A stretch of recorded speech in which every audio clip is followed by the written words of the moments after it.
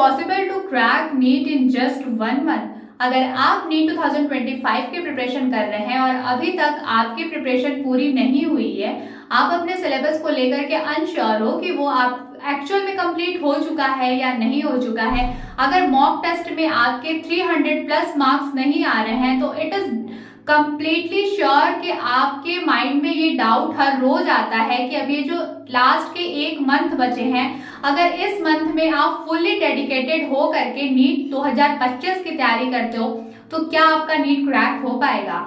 So hey everyone, this is me Akriti Singh और आज की वीडियो उन बच्चों के लिए बहुत ही ज्यादा यूजफुल है जो नीट 2025 में अपीयर होने वाले हैं और अभी तक उनका सिलेबस कंप्लीट नहीं हुआ है। इस बार उनका सिलेक्शन होगा या नहीं होगा, इस बात को लेकर के उनके मन में बहुत ही ज्यादा डाउट आता है। तो एग्जाम के पहले तो ऐसा होता है कि कोई भी अपने रिजल्ट को लेकर श्योर नहीं होता है, बट फिर भी अपने प्रिपरेशन के बेसिस पे हम इतना तो अपने माइंड में इतना तो हम सोच सकते हैं ना कि हमारा कितना मार्क्स आ सकता है, सिलेक्शन हो सकता है, हमें कौन सा कॉलेज मिल सकता है, ये सब आइडिया हमको लग जाता है। ठीक है, तो 1 मंथ के प्रिपरेशन में आपका नीट क्रैक हो पाएगा या नहीं हो पाएगा, इसके लिए हम 2 सिनेरियो डिस्कस करेंगे। तो हम 2 सिनेरियो को रेफरेंस मान करके इस टॉपिक को बहुत ही डिटेल में डिस्कस करेंगे and it is my promise कि आप ये वीडियो अगर एंड तक देख रहे हो तो आज के वीडियो में आपको बहुत ही यूजफुल इंफॉर्मेशन और बहुत ही यूजफुल गाइडेंस मिलने वाली है। तो फटाफट से चैनल को सब्सक्राइब करके बेल आइकन पे क्लिक कर लो जिससे अपकमिंग वीडियोस की सारी नोटिफिकेशन आपको मिलती रहे। तो जैसा कि मैंने कहा कि आज के इस वीडियो का डिस्कशन हम 2 सिनेरियो को रेफरेंस मान के करेंगे। तो हमारा जो 2 सिनेरियो है इसमें हम 2 टाइप के स्टूडेंट को कंसीडर करते हैं। जिस सिनेरियो फर्स्ट में हम ऐसा अगर कंसीडर करें कि आप उन एस्पिरेंट्स की कैटेगरी में आते हो जो पढ़ाई तो सब कुछ किए, लाइक उनका फिजिक्स, केमिस्ट्री, बायोलॉजी तीनों सब्जेक्ट के सभी चैप्टर्स का कॉन्सेप्ट क्लियर है, उनको सब कुछ पता है, बट अब ये जो लास्ट का 1 मंथ बचा है, जैसे कि आज ऐसे अप्रैल स्टार्ट हो गया है और मई 4 को आपका नेट एग्जाम कंडक्ट होना है, तो ओवरऑल आपके पास 1 मंथ का ही टाइम है, क्योंकि एग्जाम के 2-3 दिन पहले तो इतनी एंजाइटी होती है कि कुछ भी नया पढ़ा नहीं जाता है और नया पढ़ने का कोई सेंस भी नहीं बनता है। तो हम इसलिए ऐसा अभी से मान लेते हैं कि हमारे पास सिर्फ और सिर्फ 1 मंथ का ही टाइम बचा हुआ है। तो अगर हम अपने सिनेरियो फर्स्ट में कंसीडर करते हैं कि आप एक ऐसे एस्पिरेंट हैं जिसका फिजिक्स, केमिस्ट्री, बायोलॉजी का पूरा चैप्टर तैयार है बट रिवीजन नहीं हुआ है, तो अब जैसा कि लास्ट मंथ चल रहा है, सिर्फ 1 मंथ बचा है, इसके जस्ट नेक्स्ट मंथ में आपका एग्जाम कंडक्ट होना है। तो बात ये है कि अभी क्या होता है ना, जब आप रिवीजन करने बैठोगे, फिजिक्स आप रिवाइज करोगे तो एंजाइटी होगी केमिस्ट्री के लिए, केमिस्ट्री रिवाइज करोगे तो आपको एंजाइटी होगी बायोलॉजी के लिए। मतलब आपका अगर अभी तक रिवीजन कंप्लीट नहीं हुआ है तो लास्ट के 1 मंथ में इवन अगर आप रिवीजन भी करना स्टार्ट करते हैं, आप सब कुछ पढ़ने के बाद भी, तो भी आपकी एंजाइटी लेवल बहुत हाई रहती है। तो ऐसे में क्या होता है कि सब कुछ पढ़ लो लेकिन रिवाइज ना करो तो आपके जो मार्क्स होते हैं ना वो बहुत ही कम हो जाते हैं, क्योंकि जब हमें चीजें क्लियर नहीं रहती हैं तो चांसेस बहुत हाई हो जाते हैं कि हम एग्जाम में आते हुए क्वेश्चंस को भी गलत करके आ जाएं और नेगेटिव मार्क्स की वजह से आपको भी पता होगा, आप ये जो प्रीवियस ईयर का सारा डेटा रिजल्ट देखते आ रहे हो उससे आपको इतना आइडिया लग गया होगा कि नेगेटिव मार्क्स की वजह से अगर आपका एक क्वेश्चन भी गलत हो जाता है तो रैंक में कितना ज्यादा मेजर डिफरेंस आ जाता है। तो ऐसी गलती ना हो इसके लिए हम आपके ये जो फर्स्ट सिनेरियो को हमने रेफरेंस माना है इसका सॉल्यूशन ढूंढते हैं। तो देखो, बात जैसे कि मैंने कहा कि आप उन स्टूडेंट्स की कैटेगरी में हो जिसने सब कुछ पढ़ लिया है, बायोलॉजी, केमिस्ट्री, फिजिक्स, सिर्फ रिवीजन नहीं हुआ है। प्रॉब्लम और डर इस बात का है कि 1 मंथ में अगर सब कुछ रिवाइज नहीं किया तो अब तक की जितनी मेहनत थी पूरी मेहनत बर्बाद हो जाएगी। तो इस मेहनत को बर्बाद होने से बचाने के लिए क्या टेक्निक, क्या स्ट्रेटेजी फॉलो करनी चाहिए? तो देखो, सबसे पहले अपने आप को शांत करो। मेंटली अगर आप स्टेबल रहोगे तभी आप कोई भी स्टेप, कोई भी स्ट्रैटेजी फॉलो कर पाओगे। तो सबसे पहली चीज, अपने आप को मेंटली थोड़ा रिलैक्स करो। खुद से बोलो ऐसा नहीं है कि जस्ट मैं वीडियो में बोल रही हूँ, एक कान से सुना दूसरे कान से निकाल दिया। अगर मैं जो स्ट्रैटेजी बता रही हूँ अगर आप इसको फॉलो कर रहे हो तो प्लीज इसकी हर एक बात बोलना। तो स्टेप 1 अपने माइंड को रिलैक्स करो। स्टेप 2 अपने आप से बोलो कि 1 मंथ का टाइम है, मैं सब कुछ पढ़ी हूँ या फिर मैं सब कुछ पढ़ा हूँ, मुझे सारी चीजें आते हैं, I just need to revise all the concept. ठीक है, मुझे सिर्फ रिवीजन करना है। और ये जो एंजाइटी हो रही है वो इसलिए नहीं हो रही है कि मुझे कुछ आता नहीं है, एंजाइटी सिर्फ इसलिए हो रही है कि मेरा रिवीजन नहीं हो पाया है। और अगर रिवीजन नहीं हो पा रहा है तो ये मेरे लिए बहुत ही ज्यादा हार्मफुल होगा। तो मैं अपनी मेहनत को बर्बाद नहीं जाने दूंगी या फिर मैं अपनी मेहनत को बर्बाद नहीं जाने दूंगा और मैं पूरे माइंड को फुली फोकस्ड करके रिवीजन करूंगी या रिवीजन करूंगा। ठीक है, तो एक नोटबुक लो। अब आप बोलोगे कि यार नीट की प्रिपरेशन में इतने सारे नोट्स तो बनाए ही हैं, अब क्या अलग से नोट बनाना होगा? तो ऐसा कुछ अलग से बनाने के लिए नहीं बोल रही हूँ। जो भी आपके पास नोट्स है, मतलब एक ऐसा proper neat and clean page जो कि नोटबुक में अटैच्ड होना चाहिए। ये नहीं कि ऐसे लूज पेज नहीं, नोटबुक में अटैच्ड एक पेज आपको सेलेक्ट करना है जो कि बिल्कुल नीट एंड क्लीन हो। उस पे आपको बायोलॉजी के सारे चैप्टर्स लिखने हैं, फिजिक्स के सारे चैप्टर्स लिखने हैं, केमिस्ट्री के सारे चैप्टर्स लिखने हैं। एंड मेक श्योर कि आपको सिर्फ उन्हीं चैप्टर्स को इंक्लूड करना है जो आप पढ़ चुके हो। शायद जैसे कि अभी मैंने कहा, इस सिनेरियो में मैंने उन स्टूडेंट का एक सिचुएशन, एक सिनेरियो कंसीडर किया है जिन्होंने सब पढ़ लिया है, बट मे भी हो सकता है कि 1, 2 या 3, 4 चैप्टर्स अभी नहीं पढ़ाया आपने। तो अब लास्ट के 1 मंथ में आपको ऐसा डाउट आया होगा कि क्या करें, इसको कवर कर लें या रिवीजन स्टार्ट करें। तो इसलिए आप सिर्फ उन चैप्टर्स के ही लिस्ट लिखोगे, नाम लिखोगे जो आपने पढ़ा है। And most of the chapters आपके कवर हो चुके हैं और आई होप कि सब कुछ कवर हो चुका है। सिनेरियो फर्स्ट वाले बच्चों का सिर्फ रिवीजन बचा है। तो बायोलॉजी के सारे चैप्टर लिखो, केमिस्ट्री के सारे लिखो, फिजिक्स के सारे चैप्टर लिखो। अगर 1-2 चैप्टर कुछ ऐसा है जो नहीं कवर है तो उसको प्लीज इस लिस्ट में इंक्लूड मत करना। बायोलॉजी का लिखे, ठीक है। अब आज से अभी आप ये वीडियो देख रहे हो तो या तो अभी से वीडियो कंप्लीट होने के बाद या फिर आप नेक्स्ट डे जब भी आप देखो उस दिन से मान लो आपने बायोलॉजी उठाई है तो अभी के लिए आपको आप ऐसे कंसिडर कर लो कि 10 डेज बायोलॉजी के लिए, 10 डेज केमिस्ट्री के लिए, 10 डेज फिजिक्स के रिवीजन के लिए। ठीक है, तो आपको क्या करना है, बायोलॉजी के जितने चैप्टर से आपने लिस्ट बना ली है, अब पर डे जब आपको 10 डेज के लिए अपने माइंड को इधर उधर कहीं भी नहीं इधर उधर कहीं भी नहीं लगाना है। ऐसा नहीं कि केमिस्ट्री के बारे में थोड़ा सोच लेते हैं, फिजिक्स के बारे में सोच लेते हैं, अरे यार एग्जाम में पेपर टफ आएगा, क्या होगा, कितने रैंक पे कौन सा कॉलेज मिलेगा, मेरी एक्सपेक्टेड रैंक क्या होगी, चल एक मॉक टेस्ट ही दे लेते हैं। तो नहीं, ये सारी फालतू के काम मत करना। Revision is very important. अगर रिवीजन नहीं करोगे तो सारी मेहनत बर्बाद हो जाएगी। तो आपने 10 डेज जब बायो के लिए सेट किया है तो उस 10 डेज में सिर्फ आपको बायो पे फोकस करना है। सपोज आप 2 अप्रैल से स्टार्ट कर रहे हो तो आज 1 अप्रैल तो गया, तो इसलिए मैं बायोलॉजी के लिए 9 डेज ही सेलेक्ट करूँ या फिर अगर आप चाहो तो 10 डेज कंप्लीटली ले लो। तो मान लो 2 अप्रैल से स्टार्ट हो रहा है, ठीक है, 11-12 अप्रैल तक आप अपना 10 डेज देख लो और पर डे आपको रिवीजन स्टार्ट करना है। आप एक दिन में जितने भी चैप्टर्स रिवाइज कर रहे हो उन चैप्टर्स पे जस्ट टिक करते चलो। और रिवीजन के लिए क्या होना चाहिए आपको, NCERT plus mock test, NCERT plus mock test. 10 days biology में आपको सिर्फ और सिर्फ यही करना है, एनसीईआरटी प्लस मॉक टेस्ट। अगर आप एक दिन में एक ही चैप्टर रिवाइज कर पा रहे हो तो आपको सिर्फ एक चैप्टर को ही उतने अच्छे से परफेक्टली रिवाइज करना है कि इस चैप्टर से कहीं से कुछ भी क्वेश्चन आ जाए आप सही करके आओगे। इतना ज्यादा फुल्ली फोकस्ड होकर रिवाइज करना है। तो मान लो आपने क्या किया कि 2 अप्रैल को आप 11th का जो बायोलॉजी का पोर्शन है उसमें से आप प्लांट फिजियोलॉजी रिवाइज करने बैठे हो, तो पूरे यूनिट को आपको पढ़ना है एनसीईआरटी से एंड देन आपको मॉक टेस्ट देना है। और जब प्लांट फिजियोलॉजी आप पढ़ रहे हो तो आपको ह्यूमन फिजियोलॉजी के बारे में नहीं सोचना है, मॉर्फोलॉजी ऑफ फ्लावरिंग प्लांट के बारे में नहीं सोचना है, या फिर कोई भी अदर चैप्टर के बारे में नहीं सोचना है। अपने माइंड में इतना कंट्रोल आपको रखना पड़ेगा, जिस दिन जो यूनिट जो चैप्टर रिवाइज कर रहे हो उस टाइम पे सिर्फ और सिर्फ उसी यूनिट उसी चैप्टर पे फोकस करना है। रिवीजन की स्ट्रैटेजी क्या होगी? एनसीईआरटी प्लस मॉक टेस्ट, ठीक है।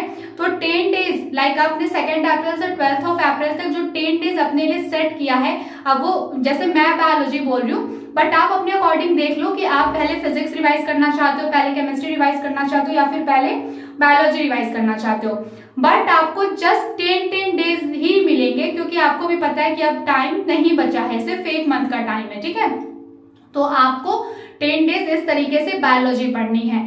देन अब ये आप पढ़ाई तो कर नहीं रहो, आप रिवीजन कर रहे हो, तो जब फर्स्ट डे में भी आपको एंजाइटी होगी, बट सेकंड डे जब आप थोड़ा और जैसे जो चैप्टर्स की आपने लिस्ट बना रखी है ना, तो एक एक करके जब आप वो रिवीजन करने के बाद उन यूनिट्स या फिर उन चैप्टर्स को टिक करते चले जाओगे, तो आप खुद फील करोगे कि आपका जो कॉन्फिडेंस लेवल है, अब तक जो एंजाइटी हो रही थी ये सोच के कि हमारा तो रिवीजन ही नहीं हुआ है, अब वो एंजाइटी आपके कॉन्फिडेंस के साइड कन्वर्ट होती जाएगी। अब आप कॉन्फिडेंट फील करोगे कि अरे वाह, मैंने इतने चैप्टर्स तो रिवाइज किए हैं, चलो थोड़ी और मेहनत कर लेते हैं। तो ऐसे 10 डेज सिर्फ और सिर्फ जब फुली फोकस्ड होकर के बायोलॉजी पूरा रिवाइज कर लोगे, और पूरे चैप्टर पे जब आपका एक बार टिक हो जाएगा ना, रिवाइज करते चलोगे, टिक करते चलोगे, तो जब आप बायोलॉजी का पोर्शन देखोगे तो आपको खुद में बहुत ही एक्सट्रीम लेवल का कॉन्फिडेंट फील होगा, आप खुद को बहुत कॉन्फिडेंट फील कर पाओगे।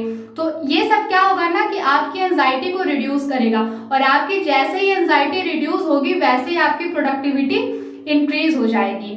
तो मान लो 10 डेज का आपने बायोलॉजी का अपना सेशन कंप्लीट किया, आपका रिवीजन फुल्ली कंप्लीट। अब 10 डेज केमिस्ट्री, अब जब केमिस्ट्री पे फोकस किए हो तो फिजिक्स के लिए परेशान मत होना, 10 डेज सिर्फ और सिर्फ केमिस्ट्री पे फिर फोकस करना।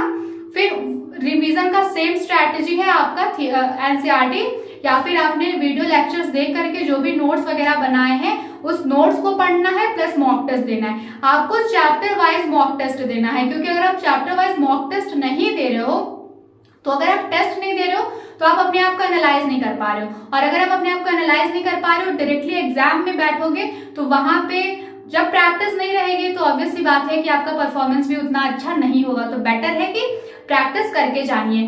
तो चैप्टर वाइज मॉक टेस्ट आपको, आप अगर आपके पास है कोई सब्सक्रिप्शन तो वेल एंड गुड, बट अगर कोई सब्सक्रिप्शन नहीं है तो आप प्ले स्टोर से प्रीवियस ईयर के क्वेश्चन पेपर डाउनलोड कर सकते हो। बहुत सारे ऐप्स हैं उधर, एक बार आप प्ले स्टोर में जरूर विजिट करिएगा, वहां पे बहुत सारे आपको ऐप मिल जाएंगे जिसमें ऑनलाइन ऑफलाइन मॉक टेस्ट जो कि फ्री ऑफ कॉस्ट अवेलेबल है। तो जस्ट आपको वो मतलब उसमें कुछ एड्स आते हैं, आपको जस्ट वो एड्स देखने होते हैं, एंड देन वो पूरा फ्री ऑफ कॉस्ट है, तो उधर से आपकी प्रैक्टिस अच्छी हो जाएगी। तो इस तरीके से आपने जब केमिस्ट्री के जो लिस्ट बनाएंगे पर डे, आप उन 10 डेज पे फुली फोकस्ड होकर के जैसे जैसे अपने चैप्टर्स जो भी यूनिट्स लाइक इनऑर्गेनिक केमिस्ट्री के, ऑर्गेनिक केमिस्ट्री के, फिजिकल केमिस्ट्री के, जैसे जैसे टिक करते जाओगे ना, आपको कॉन्फिडेंस और बूस्ट होता जाएगा कि अरे बायोलॉजी भी होगी, केमिस्ट्री भी होगी, अब तो जस्ट 10 डेज में फिजिक्स करना है, और इतने अच्छे से 10 डेज में फिजिक्स कर लेंगे कि केमिस्ट्री, बायोलॉजी और फिजिक्स सब पूरा अच्छे से कंप्लीट हो जाएगा, और फिर जाके अच्छे से एग्जाम देके आएंगे 100% एफिशिएंसी के साथ। फिर अब जब आपने बायोलॉजी और केमिस्ट्री रिवाइज कर लिया है तो अब आते हो आप फिजिक्स के साइड। तो जब आप 10 डेज में फिजिक्स रिवाइज करोगे तो उस टाइम पे ये मत सोचना कि बायोलॉजी में जो रिवाइज किया था वो कहीं मैं भूल तो नहीं गई, केमिस्ट्री में जो रिवाइज किया था कहीं वो मैं तो नहीं भूल गई, ये सब नहीं सोचना है। अब फिजिक्स को रिवाइज कर रहे हो तो फिजिक्स पे फुली फोकस्ड रहो, ठीक है।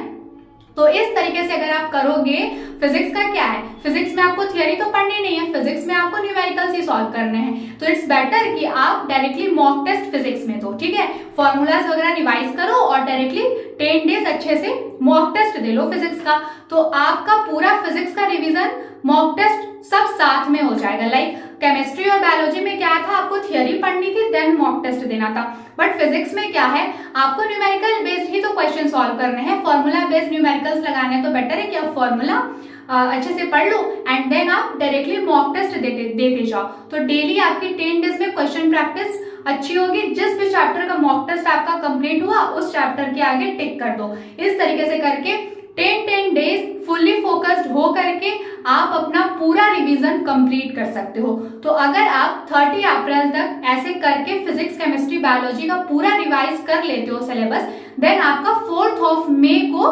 एग्जाम है। तो फर्स्ट, सेकंड और थर्ड में को मैं कितना भी बोलूं कि प्लीज एंशियस मत होना, but it is very natural कि एंजाइटी तो होगी भाई, नेशनल लेवल का एग्जाम देने जा रहे हो, but there is nothing to be very anxious.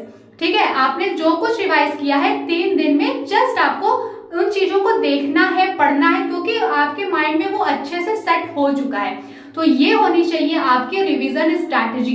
अगर अब तक कुछ भी रिवाइज नहीं किया है, सिर्फ पढ़े जा रहे हो, परेशान हुए जा रहे हो कि रिवीजन में डर लग रहा है, तो एक बार रिवीजन के लिए ये स्ट्रैटेजी फॉलो करके देखो और आप खुद ये रियलाइज करोगे कि ये बहुत ही प्रोडक्टिव एंड यूजफुल स्ट्रैटेजी है। क्योंकि जब मुझे भी मेरे एग्जाम्स में इस तरीके की एंजाइटी होती है तो मैं ऐसे ही करती हूँ कि मैं सब्जेक्ट्स को या फिर चैप्टर्स को डिवाइड कर लेती हूँ और अपने माइंड से मतलब अपने आप से थोड़ा सा सेल्फ टॉक करती हूँ कि अभी मेरे पास इतना टाइम है, अभी मुझे ये फुली फोकस्ड होकर इतना पोर्शन रिवाइज करना है, फिर छोटे छोटे स्टेप्स लेकर के सारी चीजें बहुत ही अच्छे से रिवाइज हो जाती हैं। तो इस तरीके से, क्योंकि देखो आप परेशान होगे, एंशियस होगे, एंजाइटी फील करोगे, डिप्रेस्ड होगे, तो कुछ भी कवर नहीं कर पाओगे। लेकिन अपने माइंड को थोड़ा सा रिलैक्स करके, खुद को थोड़ा काम करके, एक अच्छी प्रॉपर स्ट्रैटेजी बना के लास्ट के 1 मंथ में अच्छे तरीके से पढ़ाई करोगे तो सारा रिवीजन हो जाएगा। और एक बार अगर आपका रिवीजन बहुत अच्छा हुआ ना, तो आपकी एफिशिएंसी ऑटोमेटिकली इंप्रूव हो जाएगी,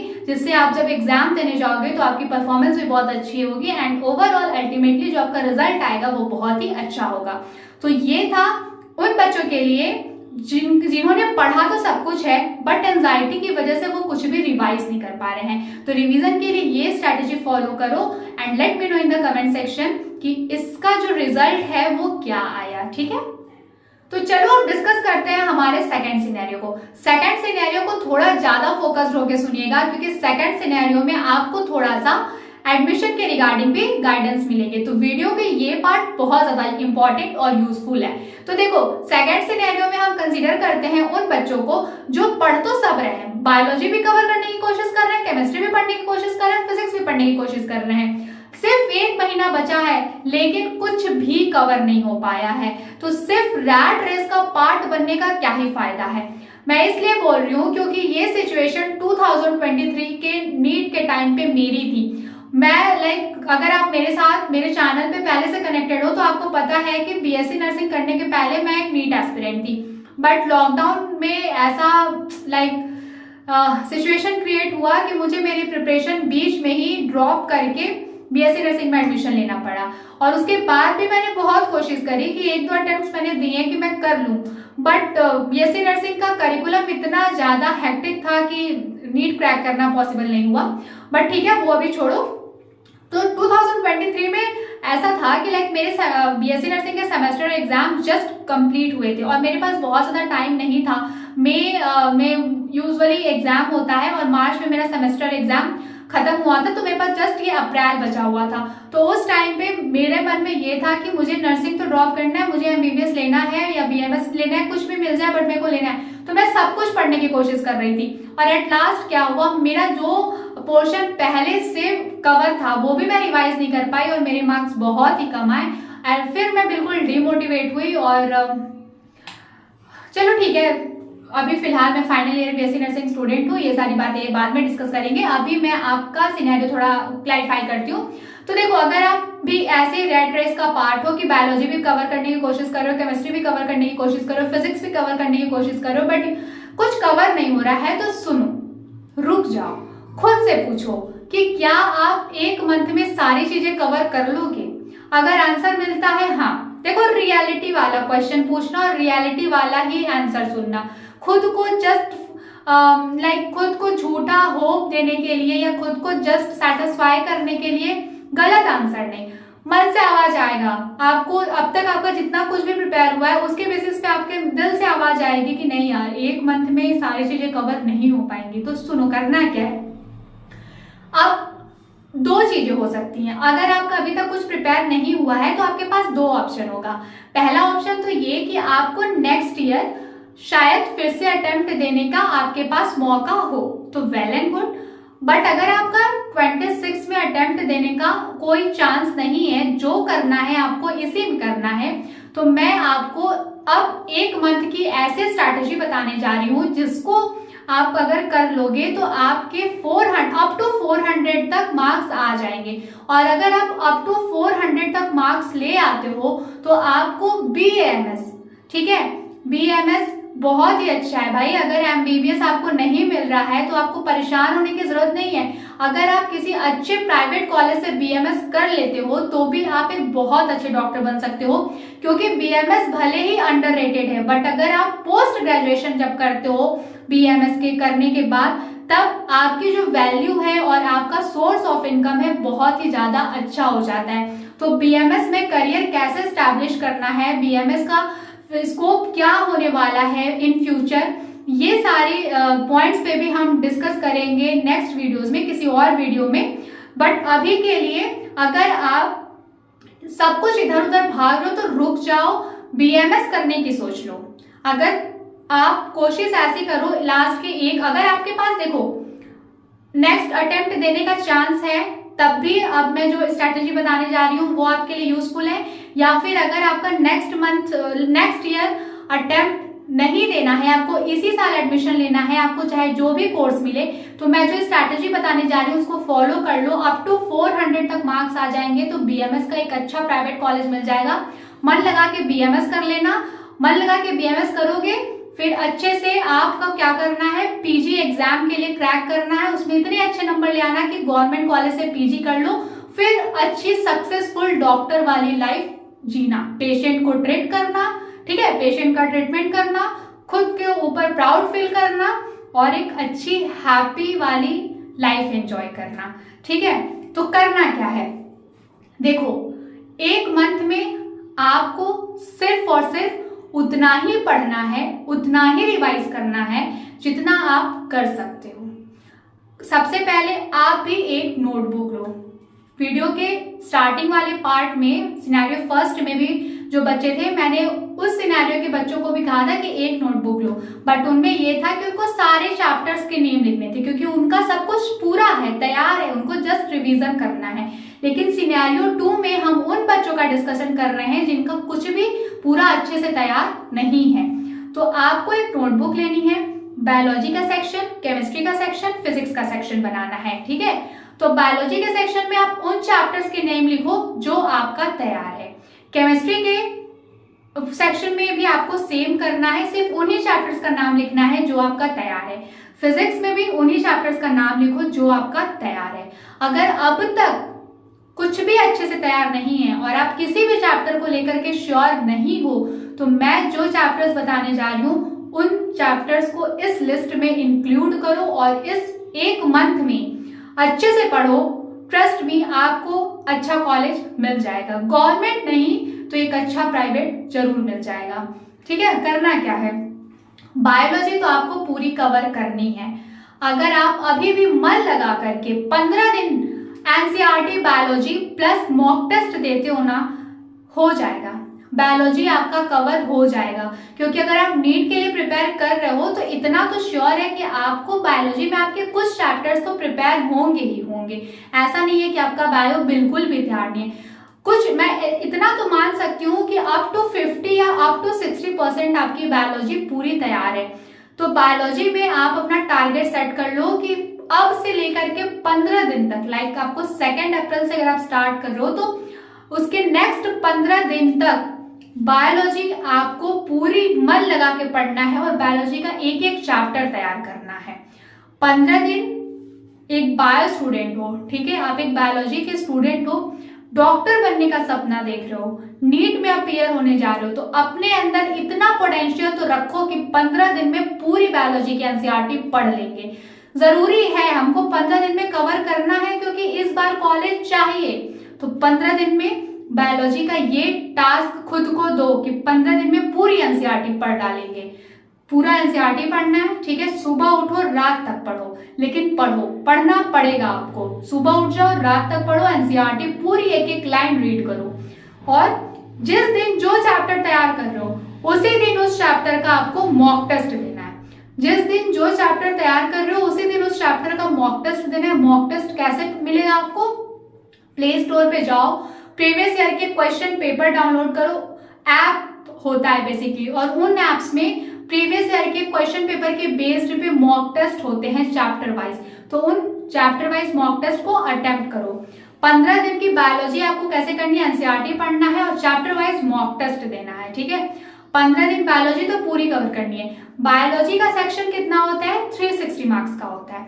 मैंने क्या बोला है कि अगर आप नीट में अप टू 400 लाते हो और मैं जो चैप्टर्स बता रही हूँ अगर आप इतना कर लोगे तो आपके आराम से 400 प्लस मार्क्स आएंगे। 400 प्लस मार्क्स अगर आप ला देते हो तो आपका दो बेनिफिट होगा। अगर आप नेक्स्ट ईयर के लिए आपके पास चांस है कि इस बार ये अच्छी तैयारी नहीं हो पाई, लेकिन अटेम्प्ट हम दे रहे हैं जस्ट अपने आप को इवेल्युएट करने के लिए, लेकिन हम नेक्स्ट बार बहुत मेहनत करेंगे। तो उसके लिए क्या है कि जब आप इस बारी जितना मैं बता रही हूं अगर एक मंथ में उतना करके आ जाओगे, अगर आपके अप टू 400 मार्क्स आएंगे तो आपके मन में एक बहुत ही अच्छा मोटिवेशन रहेगा कि अरे यार मेरा इतना पोर्शन तो तैयार है ना, जस्ट इतना ही मुझे करना है, नेक्स्ट अटेम्प्ट में तो पूरा करके आएंगे और 700 प्लस मार्क्स लाएंगे, क्योंकि जनरल कैटेगरी से हो तो आपको इतने मार्क्स तो लाने ही पड़ेंगे। तो इस बार सब कुछ नहीं कर सकते, लेकिन हम उतना करेंगे जिससे हमारे लिए कुछ बेनिफिट हो जाए।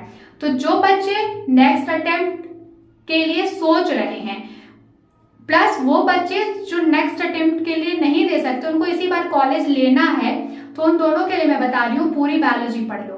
15 दिन में पूरी बायोलॉजी पढ़ो, थ्योरी पढ़ो, मॉक टेस्ट दो। बायोलॉजी का सेक्शन 360 मार्क्स का होता है। अगर आप बायोलॉजी पूरे मन से पढ़ लोगे तो आपका 350 प्लस मार्क्स एक्सपेक्ट कर सकते हो ना एग्जाम में। 350 प्लस मार्क्स तो आपका सेफ हो गया सिर्फ बायोलॉजी पढ़ के। अब केमिस्ट्री और फिजिक्स, तो भाई 15 दिन हम बायोलॉजी को दे रहे हैं, हमारे पास सिर्फ 1 महीने ही है, तो 15 दिन में हम नहीं पढ़ सकते पूरी फिजिक्स और केमिस्ट्री, है ना। तो हम इतना पढ़ लें कि कुछ मार्क्स हम केमिस्ट्री और फिजिक्स के पोर्शन से भी ले लें। उसमें क्या करना है, केमिस्ट्री में इनऑर्गेनिक केमिस्ट्री पढ़ लो, सिर्फ इनऑर्गेनिक केमिस्ट्री, क्योंकि ऑर्गेनिक और फिजिकल केमिस्ट्री के चक्कर में पढ़ोगे तो ये लास्ट के 15 दिन में नहीं हो पाएगा। तो बेटर है सिर्फ इनऑर्गेनिक केमिस्ट्री पढ़ लो। इनऑर्गेनिक केमिस्ट्री में भी वो आपके जो पीरियोडिसिटी वाले चैप्टर्स हैं, ठीक है, एलिमेंट्स एंड देयर पीरियोडिसिटी वाले जो चैप्टर है like S block, P block, D and F block, सिर्फ इतना इनऑर्गेनिक में पढ़ लो। S block, P block, D block and F block. फिर फिजिक्स में, फिजिक्स तो अगर कुछ नहीं पढ़ा है तो लास्ट में तो वो और भी ज्यादा हॉरिबल लगता है, तो उसके लिए आपको कुछ स्पेसिफिक चैप्टर पढ़ना है। मान लो सिर्फ आपके पास अब बच रहे हैं ले दे के 6 से 7 दिन, कुछ दिन आप मतलब 15 दिन में आपको फिजिक्स और केमिस्ट्री, 15 दिन तो पूरा हमने बायोलॉजी को दे दिया। अब एक मंथ में 15 दिन बायोलॉजी को दे दे तो सिर्फ हमारे पास 15 दिन ही तो और बचे हैं। तो फिजिक्स और केमिस्ट्री के लिए हमको उन्हीं 15 दिन में क्या करना है, केमिस्ट्री का अब आपको सिर्फ इनऑर्गेनिक का S block, P block, D and F block वाला चैप्टर पढ़ना है। कैसे पढ़ना है, एनसीईआरटी पढ़ने बैठोगे तो नहीं पढ़ पाओगे। बेटर है कोई फिजिक्स वाला के 1 शॉट जो वीडियोस लेक्चर होते हैं उसको देखो, नोट्स बनाओ, पढ़ो, याद करो, मॉक टेस्ट दे लो। इतना सफिशिएंट, अगर आप इतना भी कर लेते हो लास्ट मंथ में तो मोर देन इनफ है, मोर देन इनफ। उसके बाद फिजिक्स में कुछ भी नहीं पढ़ा है तो सबसे इजीएस्ट चैप्टर जो यूनिट है that is your modern physics. तो मॉडर्न फिजिक्स में थोड़ा सा लॉजिक गेट्स, ठीक है, न्यूक्लियाई, एटम्स, ये सब थोड़ा थोड़ा सुपरफिशियल लेक्चर देख लो, फॉर्मूला समझ लो, बस इतना, ज्यादा कुछ नहीं, क्योंकि 15 दिन में केमिस्ट्री और फिजिक्स में आप इससे ज्यादा कुछ पढ़ भी नहीं पाओगे, ठीक है। सब कुछ पढ़ने के चक्कर में मत पढ़ो, जितना मैं बता रही हूँ सिर्फ इतना पढ़ लो। अब इससे क्या होगा, बेनिफिट सुनो। आपके 350 प्लस मार्क्स अगर आप सिर्फ बायोलॉजी में कर लेते हो एग्जाम में, थोड़े से केमिस्ट्री के 2-4 क्वेश्चन सॉल्व कर ले, तो मान लो 4 क्वेश्चन केमिस्ट्री के कर लिए, 4 क्वेश्चन फिजिक्स के कर लिए, तो सोचो 16 4 4 जा कितना हुआ आपका, 16 हुआ केमिस्ट्री में और फिजिक्स में, तो 16 प्लस 16 32 नंबर आपके ऐसे हो गए, प्लस 350 मान लो आपके बायोलॉजी में हम अगर कंसीडर करते हैं तो 350 प्लस 32, जहां आपका बिल्कुल 100-200 नंबर था, अब आप 350 प्लस मार्क्स स्कोर करने तक की स्ट्रैटेजी है आपके पास, बस मेहनत की जरूरत है। अब आप खुद सोचो, सब कुछ पढ़ने के पीछे पड़े थे लेकिन कुछ भी तैयार नहीं हो रहा था, एग्जाम में जाते कुछ भी अच्छे से तैयार नहीं रहता, मुश्किल से 100, 150, 200 नंबर आते, लेकिन मैंने जो स्ट्रेटेजी अभी वीडियो के इस पार्ट में बताई है, अगर इस तरीके से पढ़ के जाओगे तो आपके 350 प्लस मार्क्स आ रहे हैं, है ना। 350 प्लस मार्क्स आपके आ रहे हैं, अराउंड 400 तक आ रहा है।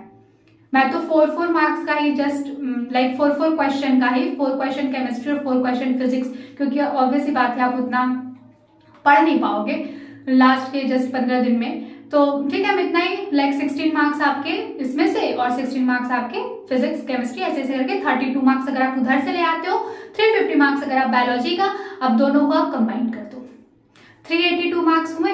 हाँ, 400 तक नहीं पहुंच रहा है, बट अप टू 382 मार्क्स तक तो आपका आ रहा है ना। तो इससे क्या होगा पता है, 2 चीजें होंगी। जब आप चाहोगे, अगर आपका बजट अच्छा है थोड़ा, तो आप प्राइवेट बीएमएस कॉलेजेस के लिए काउंसलिंग में अपीयर हो सकते हो। कॉलेज अलॉट होने के चांसेस हाई हो जाते हैं, कोई ना कोई कॉलेज आपको अलॉट हो जाएगा। जब एडमिशन स्टार्ट होगा तो काउंसलिंग का प्रोसेस में मैं आपको बताऊंगी, बट अभी के लिए आपको अपने प्रिपरेशन पे फोकस करना है और एग्जाम में अच्छे मार्क्स स्कोर करने पे फोकस करना है, ठीक है। तो आप से क्या हो रहा है, जहां आप बिल्कुल नहीं समझ पा रहे थे कि कितना तैयार है और कितना नंबर आ सकते हैं, वहां आप अब खुद को अप टू 382 मार्क्स लाने तक एक्सपेक्ट कर रहे हो, जिसपे आप ये सोच सकते हो कि अगर कट ऑफ ठीक ठाक रहा तो प्राइवेट बीएमएस कॉलेज अच्छे ग्रेड का अलॉट हो जाएगा। दूसरी चीज, अगर आप नेक्स्ट अटेम्प्ट देने की सोच रहे हैं, तो अगर आप इस 1 मंथ की प्रिपरेशन में सच 382 मार्क्स आप एक्सपेक्ट कर रहे हो और सचमुच आपका 380, 382 या 375, 370 इस तरीके से कुछ मार्क्स आ जाता है ना, तो आपको नेक्स्ट चांस के लिए बहुत अच्छा मोटिवेशन मिलेगा कि मैंने अगर 1 मंथ की मेहनत में इतना कुछ अचीव किया है, तो सोचो अब मैं नेक्स्ट अटेम्प्ट के लिए जब तैयार करने बैठूंगी, स्टार्ट करूंगी, तो मैं कितना अच्छा कर सकती हूँ। लेकिन अगर आप रैट रेस में लगे रहेंगे, सब कुछ कवर करने की कोशिश करेंगे और एग्जाम में जाके 100-150 नंबर लेकर के आएंगे, तब तो प्राइवेट बीएमएस कॉलेज में मिलने का कोई चांस नहीं रहेगा। प्लस आप जो नेक्स्ट ईयर के लिए सोच रहे थे, आप अभी डिमोटिवेट हो जाओगे कि अरे यार इतनी मेहनत करी थी, सब कुछ करने का ट्राई किया था, लेकिन फिर भी इतने कम नंबर आए। तो बेटर है अब लास्ट के 1 मंथ में अगर कुछ भी नहीं पढ़ा है तो इधर उधर मत भागो, रुक जाओ, रियलिटी को एक्सेप्ट करो और वो करो जो करना पॉसिबल है। उसका क्या बेनिफिट है, प्राइवेट बीएमएस कॉलेज के लिए सोच सकते हो, प्लस अगर नेक्स्ट अटेम्प्ट के लिए रेडी होना है तो अभी से तैयारी आपकी शुरू हो जाएगी। तो आई होप मैंने जो 2 सिनेरियो को कंसीडर करके लास्ट 1 मंथ की स्ट्रैटेजी आपको बताई है इस वीडियो में, वो बातें आपको समझ में आई हैं, वो पॉइंट्स आपको समझ में आए हैं। बट स्टिल अगर आपको कोई भी डाउट है तो let me know in the comment section. All the best, बहुत अच्छे से रिलैक्स होके बिल्कुल माइंड को स्टेबल करके लास्ट के 1 मंथ में पढ़ाई करो, रिवीजन करो, क्योंकि एग्जाम के पहले का ये जो 1 मंथ होता है ना, बहुत ही ज्यादा यूजफुल होता है, बहुत इंपॉर्टेंट होता है, क्योंकि आप पूरे साल कितना भी पढ़ लो, लेकिन अगर आप ये लास्ट के 1 मंथ में अच्छे से रिवीजन नहीं करोगे तो एग्जाम में कुछ भी हो सकता है। तो इट्स बेटर कि आप थोड़े रिलैक्स हो जाओ, स्टेबल हो जाओ, जितना कुछ पढ़े हो उस रियलिटी को एक्सेप्ट करो और जो उसको रिवाइज करने की मैं स्ट्रैटेजी बताई हूँ उसको फॉलो करो। और अगर अभी तक कुछ भी नहीं पढ़ा है, मतलब कोशिश तो सब पढ़ने की है बट कुछ तैयार नहीं हो पा रहा है, तो सेकंड सिनेरियो जो मैंने जो चैप्टर्स, जो लिस्ट ऑफ चैप्टर्स बताए हैं, जस्ट उतने चैप्टर्स पढ़ लो तो अप टू 350 प्लस मार्क्स आप ले आओगे। तो 2 चांसेस होंगे, 2 पॉसिबिलिटीज बनेंगी। एक तो आप प्राइवेट बीएमएस कॉलेज के बारे में सोच सकते हो, प्लस अगर आप नेक्स्ट अटेम्प्ट के लिए सोच रहे हो कि अगर इस बार नहीं हुआ तो नेक्स्ट अटेम्प्ट देंगे, तो उसकी प्रिपरेशन आपकी अभी से स्टार्ट हो जाएगी, ठीक है। तो बेनिफिट्स बहुत सारे हैं, बस अब जरूरत है आपके मेहनत की। आप जितनी अच्छे से मेहनत करोगे, जितना फुली फोकस्ड होकर के पढ़ाई करोगे, रिजल्ट उतना ज्यादा अच्छा आएगा। So once again all the very best, बहुत अच्छे से पढ़ाई करो। चैनल को सब्सक्राइब करके बेल आइकन पे क्लिक जरूर कर लेना, जिससे अपकमिंग वीडियोस की सारी नोटिफिकेशन आपको मिलती रहे। तो हम जल्दी मिलेंगे नेक्स्ट वीडियो में नेक्स्ट इन्फॉर्मेशन के साथ।